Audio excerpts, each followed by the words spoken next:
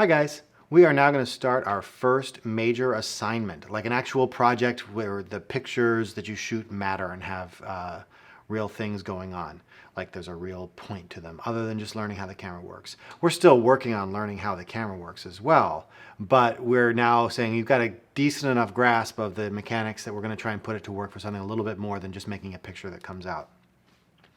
So what that means is we are now starting the Toy Stories assignment.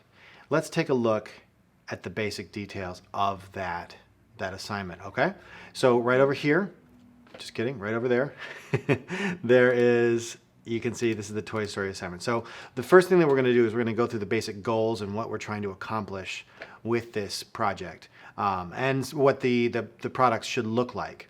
Some ideas, some samples. Then I'm gonna show you some of the work that I did. I shot over the weekend some of my own pictures to try and get a handle of it myself, and then how to put it all together into the final assignment and what to turn in. So let's take a look. So like I said, you're trying to continually practice your manual operation of the camera, and we're focusing on using a shallow depth of field and manual camera operations to photograph a small toy in a way that depicts a story. So we need to be able to shoot photographs, subjects that we can control and manipulate, set up, that don't talk back. So it's toys, it's not stuffed animals, things that you can pose. So the things that you need to give me at the end of the day when this is due, you need a folder of at least 40 pictures. I shot about 100 and, actually about 200 and something in the course of creating my 3 final pictures. Those are all the different camera angles and the kind of lighting and stuff like that that you're messing with to get your best 3 shots. So you're going to share that folder with me and I'll show you how to do that in the slideshow. You need 3 full-size JPEGs of toys that each tell some kind of story, and those are your best 3. They can be one continued story that's like, here's part 1, part 2, part 3, or completely separate different things with different toys and stuff. That's up to you. So what depth of field should we prioritize for this? What setting should we prioritize for a depth of field? That's your aperture, your f-stop, right? The smaller the number your f-stop is, the shallower your depth of field is going to be. So most of you guys can get out to like f4 or f3.5, depending on what your focal length is, but at least 5.6, no bigger than that. If you've got a prime lens that can let you go down to 2.8 or 1.8 or 1.4, that's going to be even better. So looking at these pictures, like in class we're going to discuss all this stuff, but if you missed class, we're just going to go through it real quick, or for whatever reason. What's the difference in these? To me, if you look at it, this guy's just kind of standing there. Don't know where he is. It's a shallow depth of field, it's in focus, it's a good exposure, it's backlit, it's nice, it's pretty, but it doesn't really tell much of a story. And this one, it's clearly Mr. Fredrickson is out for a walk. There's more context. Even though it's a shallow depth of field, it gives you a little space to breathe, and you can see that he's out looking grumpy and going for a walk with his cane. Same with these two. This is well lit, it's on that kind of studio backdrop, and it's got good light, and it's well focused and very shallow depth of field. But the other one, Dumbo, has more thought going into it. We've got the red and white stripes like a big top tent. We've got the kind of wood back floor with the peanuts and stuff. So there's a story there. And when I say story, I don't mean like a novel. I just mean that something's actually happening. And it's not just like, I'm standing in front of a camera. Like something is going on. Same with this. Which one do you think took more effort? To me, it's definitely the second one. The first one is like, okay, there's a relationship. There's Mario and Luigi, and it's great. But the other one is out in the snow at sunrise or maybe sunset, going right in, and the little fairy is just looking at the sunrise. Or the sunset, whichever one that is. Probably the sunset would be my guess. And that's cooler. It's outside. It took more effort to do, and it's more thought went into it. These are both very cool. One is like a behind the scenes kind of shot, and then the other one is like, without the little sifter, and it looks like the car is stuck in a blizzard, and the picture's been cooled down a little bit. You can achieve that by just setting your white balance if you want. Like if it's a cloudy or in the shade and you set it to daylight, it's going to be a little bit extra blue. With this one, what I would probably do is I would set up the nuts and then the little Ewok, and then wait for the squirrel to come with a long telephoto lens. You might have to be there for a couple of hours waiting for chipmunk, sorry, it's a chipmunk, waiting for the little guy to come, and you've got your shot already set up in advance, and you're just waiting for him to stand in the right spot, and you get that one shot. It's cool. This one, I don't know. If I were shooting it, it looks like he's just falling, so probably I would have an assistant drop it, and I would fire the shot at the right moment. I'd probably have to do about 50 shots until I got one that was actually timed out right. At first I thought, well, maybe that foot is stuck to the table, you know, with tape or something like that, but it's probably just being dropped. So what toys do you want to use for this?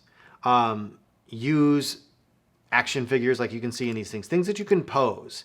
A teddy bear or a stuffed animal just kind of flops, and they mostly just kind of sit there. So like that's not going to work as well. And think of it as going on an adventure with that toy, and you know, be as creative as you can. Here's some more samples. Oh, like stuffed animals. See, they don't do. This is actually kind of a nice shot, but still, they're pretty passive. It's hard to make them do anything. As you prepare for this, we've given you some samples, but that's not a whole lot.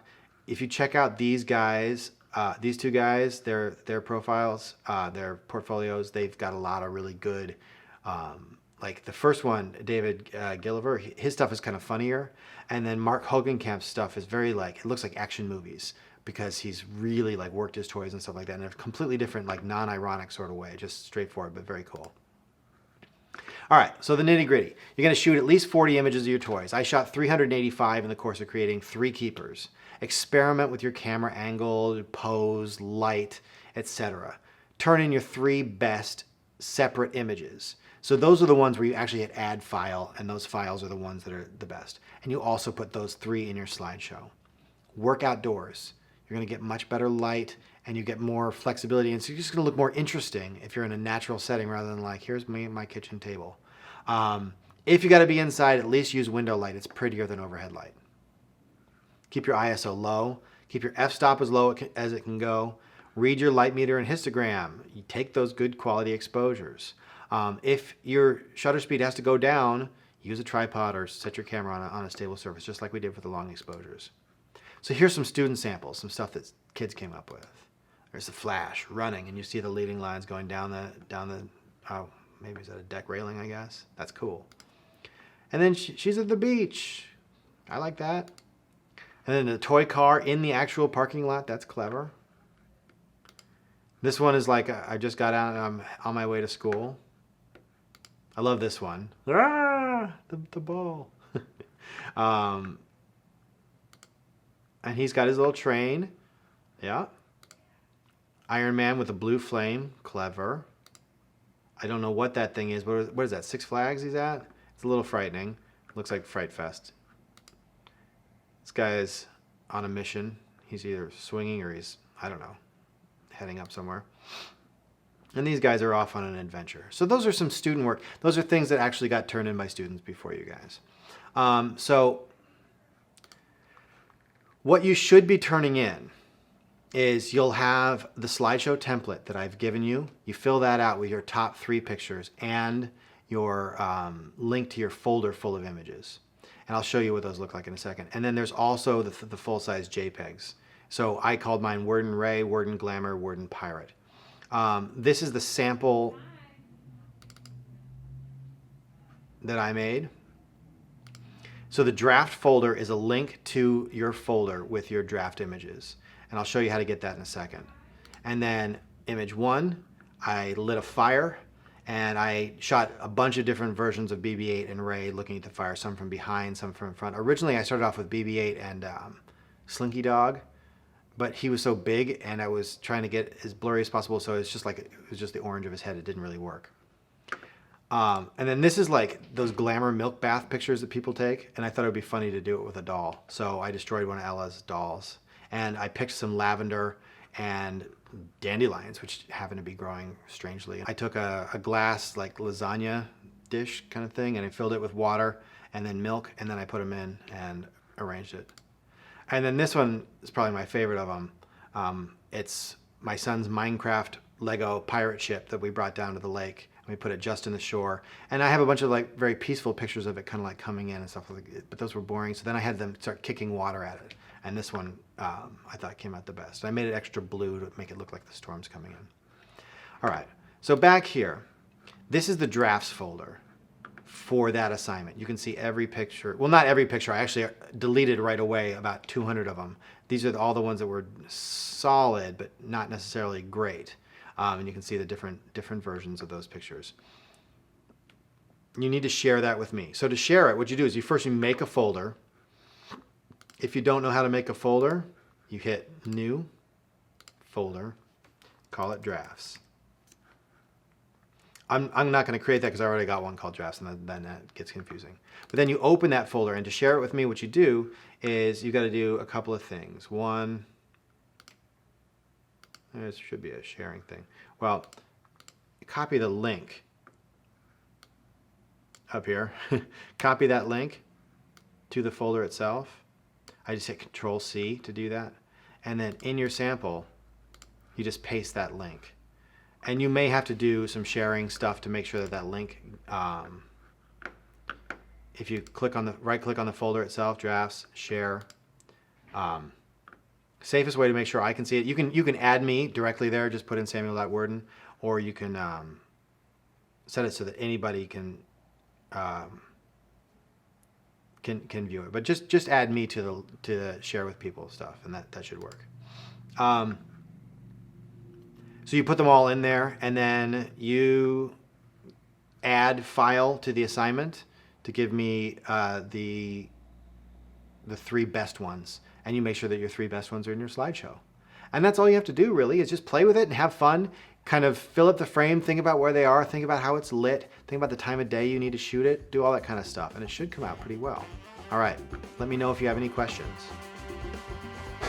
and have fun.